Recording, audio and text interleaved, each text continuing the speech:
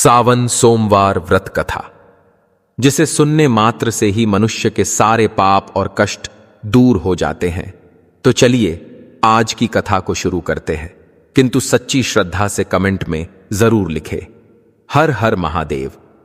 मित्रों, एक समय की बात है जब भगवान शिव से देवर्षि नारद ने कहा, हे प्रभु, आप ही आदि और अनंत है, आप ही जीवन है, आप ही मृत्यु है। किंतु आज मेरे मन में यह प्रश्न पड़ा है कि सावन के माह में कई स्त्रियां सोमवार का व्रत करती हैं। सो मैं जानना चाहता हूं कि इस पावन दिन पर कौन सी कथा सुनने से किसी भी स्त्री को कभी विधवा होने का भय ना रहे तथा इससे मनुष्यों की सभी मनोकामनाएं पूर्ण हों। तब भगवान शिव कहते हैं, हे देवर्षि नारद, आपने बहुत ही सुंदर प्रश्न पूछा है। मैं आपको इसके बारे में विस्तार पूर्वक बताता हूं। सौभाग्य प्राप्ति के लिए महिलाओं को सावन सोमवार का व्रत करना चाहिए। इससे उनकी सभी मनोकामनाएं पूर्ण होती हैं और उन्हें सौभाग्यवती होने का आशीष मिलता है। अब मैं आपको इससे जुड़ी हुई एक कथा सुनाता हूं। हे नारद, आप इसे ध्यान से सुने और समस्त मानव जाति में इसका प्रसार करें। तब नारद मुनि कहते हैं, हे प्रभु, मेरा यह परम सौभाग्य है कि आज मैं इस कथा को सुनने जा रहा हूं। मैं इसका प्रसार समस्त संसार में अवश्य ही करूंगा। तब आगे भगवान शिव कथा को शुरू करते हुए बोले, कांतिका नाम की एक नगरी थी। वहां पर धनेश्वर नाम का एक बड़ा ही विद्वान ब्राह्मण था और उसकी पत्नी का नाम सुशीला था।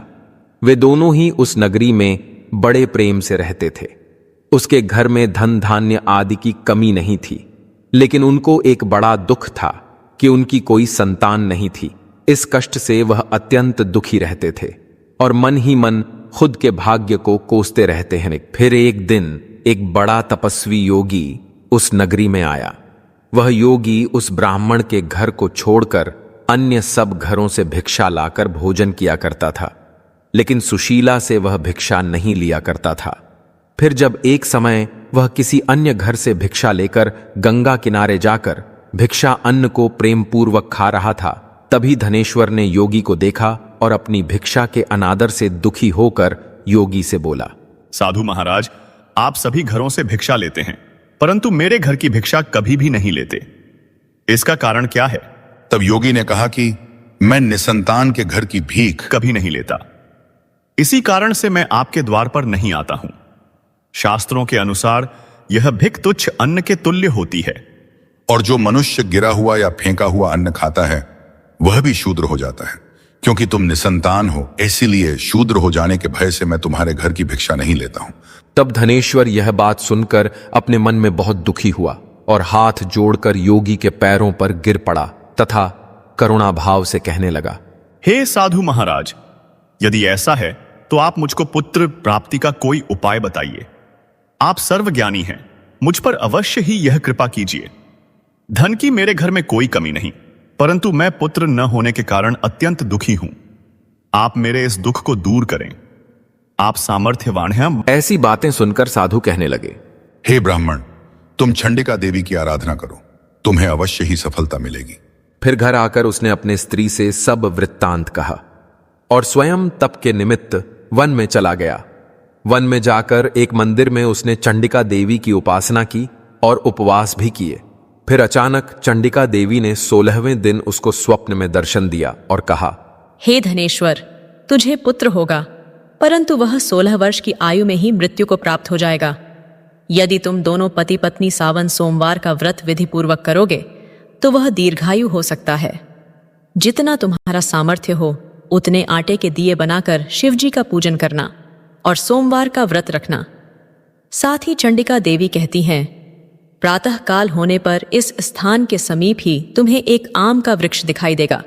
उस पर चढ़कर एक फल तोड़कर शीघ्र अपने घर चले जाना और अपनी पत्नी से सारा वृत्तांत सुनाना। जब वह भगवान श्री शंकर जी का ध्यान करके उस फल को खा लेगी, तब भगवान शंकर की कृपा से वह गर्भवती हो जाएगी। फिर अगले दिन जब वह ब्राह्मण प्रातः काल में उठा तो उसने उस स्थान के पास ही एक आम का वृक्ष देखा जिस पर केवल एक ही आम का फल लगा हुआ था। उस ब्राह्मण ने उस आम के वृक्ष पर चढ़कर उस फल को तोड़ने का प्रयत्न किया, परंतु कई बार प्रयत्न करने पर भी वह वृक्ष पर न चढ़ पाया। तब उस ब्राह्मण को बहुत चिंता हुई और वह विघ्न विनाशक श्री गणेश जी की प्रार्थना करने लगा और बोला, हे दयानिधि लंबोदर, अपने भक्तों के विघ्नों का नाश करके उनके मंगल कार्य को करने वाले, दुष्टों का नाश करने वाले, रिद्धि सिद्धि को देने वाले, आप मुझ पर कृपा करके इतना बल दें कि मैं अपने मनोरथ को पूर्ण कर सकूं।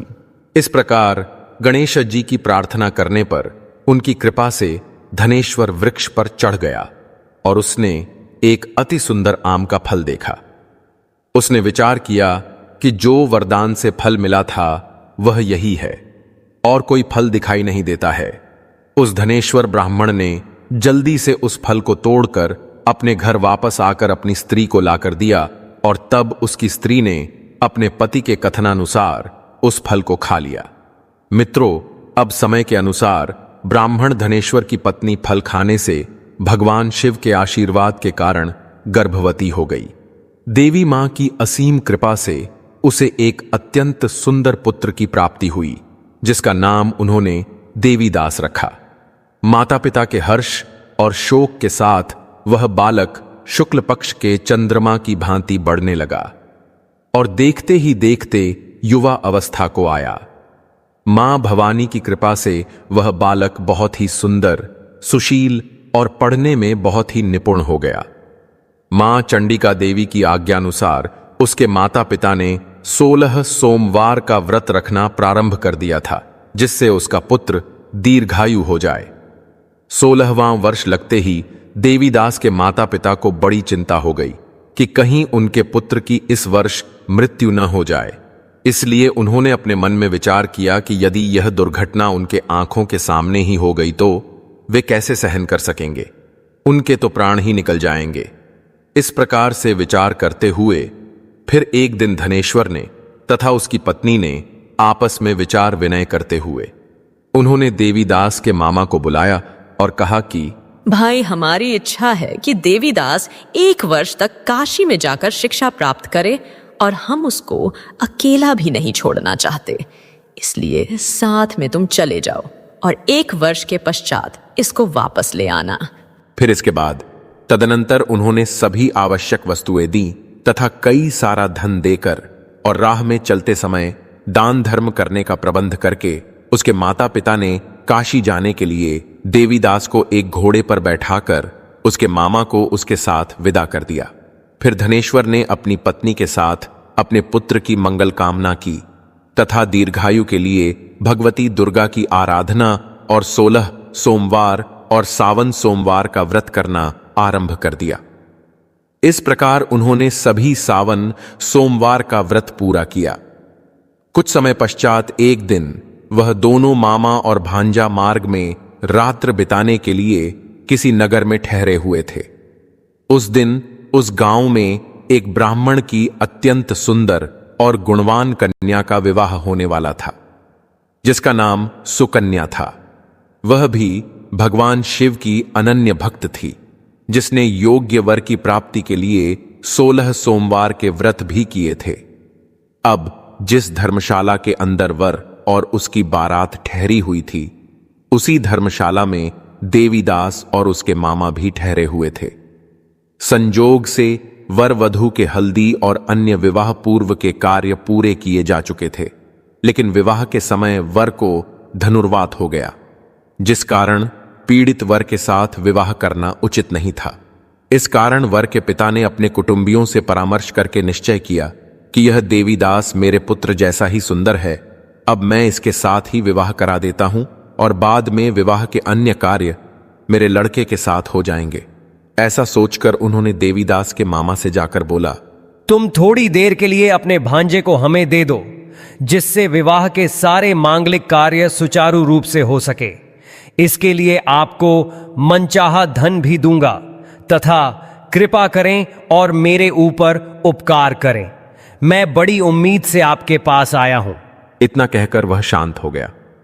तब उसका मामा कहने लगा कि ठीक है, जो कुछ भी कन्यादान के समय वर को मिले वह सब हमें दे दिया जाए तो मेरा भांजा इस बारात का दूल्हा बन जाएगा। यह बात वर के पिता ने स्वीकार कर ली और उसने अपने भांजे को वर बनने के लिए भेज दिया और उसके साथ सब विवाह कार्य रात्रि में विधिपूर्वक संपन्न हो गया। किंतु जब वर और वधू को अपने कक्ष में भोजन के लिए बैठाया, तब देवीदास उस अनजान स्त्री अर्थात जो अभी भी उसकी पत्नी बन गई थी, वह तो उसके साथ वह भोजन न कर सका और अपने मन में सोचने लगा कि न जाने यह कैसी स्त्री होगी। वह एकांत में इसी सोच में पड़ गया तथा उसकी आंखों में आंसू आ गए। तब वधू ने आश्चर्यता के साथ पूछा कि अजी क्या बात है, आप इतने उदासीन व दुखी क्यों हो रहे हैं? आज तो हमारा विवाह हुआ, इतने अच्छे शुभ अवसर पर आप दुखी हो रहे हैं। क्या आप मुझे पसंद नहीं करते हैं? क्या यह विवाह आपके इच्छा के विरुद्ध हो रहा है? कृपा करें और कुछ तो कहिए जी। तब उसने सब बातें जो वर के पिता व उसके मामा में हुई थीं, उसको बता दी। तब कन्या कहने लगी कि यह ब्रह्म विवाह के विपरीत कैसे हो सकता है? देव, ब्राह्मण और अग्नि के सामने मैंने आपको ही अपना पति बनाया है, इसलिए आप ही मेरे पति हैं। मैं सदैव आपकी ही पत्नी रहूंगी, मृत्यु को अपना लूंगी पर किसी अन्य की कदापि नहीं। तब देवीदास ने कहा, ऐसा मत करिए, क्योंकि मेरी आयु बहुत कम है। मेरे पश्चात आपकी क्या गति होगी? इन बातों को अच्छी तरह सोच लो। परंतु वह स्त्री दृढ़ विचार वाली स्त्री थी, इसीलिए वह बोली कि जो आपकी गति होगी वही मेरी भी गति होगी। हे स्वामी, आप उठिए और भोजन करिए, आप निश्चय ही भूखे होंगे। इसके बाद देवीदास और उसकी पत्नी दोनों ने भोजन किया तथा बाकी रात्रि वे दोनों एक साथ सोते रहे। प्रातः काल देवीदास ने अपनी पत्नी को 3 नगों से जड़ी हुई एक अंगूठी दी, एक रूमाल दिया और बोला, हे प्रिय, इसे लो और संकेत समझकर स्थिर चित्त हो जाओ। मेरा मरण और जीवन जानने के लिए एक पुष्प वाटिका बना लो, उसमें सुगंधि वाली एक नव मल्लिका लगा लो, उसको प्रतिदिन जल से सींचा करो और आनंद के साथ रहो तथा उत्सव मनाओ। जिस समय और जिस दिन मेरी मृत्यु होगी, ये फूल सूख जाएंगे और जब ये फिर हरे हो जाएं, तो जान लेना कि मैं जीवित हूं। यह सारी बातें समझाकर वह चला गया। सुबह होते ही वहां पर गाजे बाजे बजने लगे और जिस समय विवाह के कार्य समाप्त करने के लिए वर तथा सभी बाराती मंडप में आए, तो कन्या ने वर को भली प्रकार से देखकर अपने पिता से कहा कि पिताजी, यह मेरा पति नहीं है। मेरा पति वही है जिसके साथ सत्र में मेरा पाणी ग्रहण हुआ था। इसके साथ मेरा विवाह नहीं हुआ है। यदि यह वही है तो बताए कि मैंने इसको क्या दिया। मधुपर्क और कन्यादान के समय जो मैंने भूषणादि दिए थे उन्हें दिखाए तथा रात में मैंने क्या गुप्त बातें कही थीं वह सभी सुनाए। पिता ने उसके कथनानुसार वर को बुलवाया गया। कन्या की यह सब बातें सुनकर वह कहने लगा कि मैं कुछ नहीं जानता। इसके पश्चात लज्जित होकर वह वहां से चला गया और सारी बारात भी अपमानित होकर वहां से लौट गई। भगवान शिव बोले, हे नारद, इस प्रकार देवीदास काशी में शिक्षा लेने के लिए चला गया। जब कुछ समय बीत गया तो काल से प्रेरित होकर एक सर्प रात्रि के समय उसको डसने के लिए वहां पर आया। उस विषधारी सांप के प्रभाव से उसके शयन का स्थान चारों ओर से विष से विषैला हो गया, परंतु व्रत के प्रभाव से उसको काट न पाया, क्योंकि पहले ही उसकी माता ने सावन सोमवार के व्रत कर रखा था तथा उसकी जो पत्नी ब्राह्मण की बेटी थी, उसने भी अपने पति के लंबी आयु के तथा देवीदास के जैसे पति के लिए 16 सोमवार के व्रत किए थे।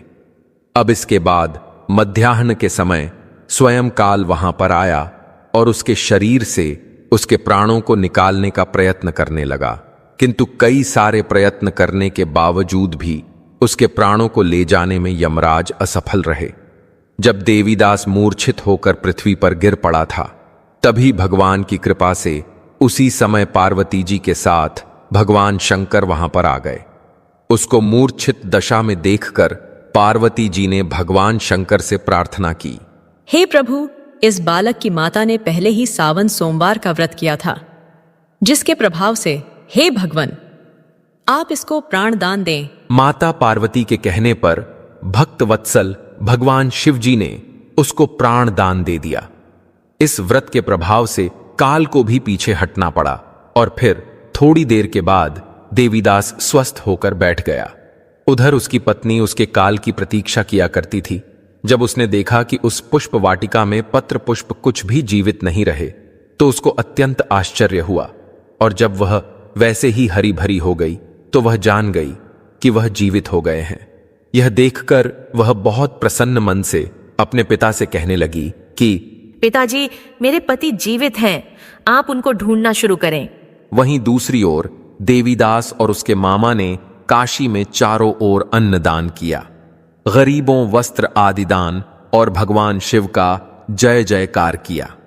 अब जब 16वां वर्ष व्यतीत हो गया तो देवीदास भी अपने मामा के साथ काशी से वापस अपने घर की ओर चल दिया। इधर उसके ससुर उसे ढूंढने के लिए अपने घर से जाने वाले ही थे कि वह दोनों मामा भांजा वहां पर आ गए। देवीदास को आता देखकर उसका ससुर बड़ी प्रसन्नता के साथ अपने उसको घर में ले आया। उस समय नगर के निवासी भी वहां इकट्ठे हो गए और सबने निश्चय किया कि अवश्य ही इसी बालक के साथ इस कन्या का विवाह हुआ था। उस बालक को जब कन्या ने देखा तो पहचान लिया और कहा कि यह तो वही है जो संकेत करके गया था। तदुपरांत सभी कहने लगे कि भला हुआ जो यह आ गया, और सब नगरवासियों ने आनंद मनाया।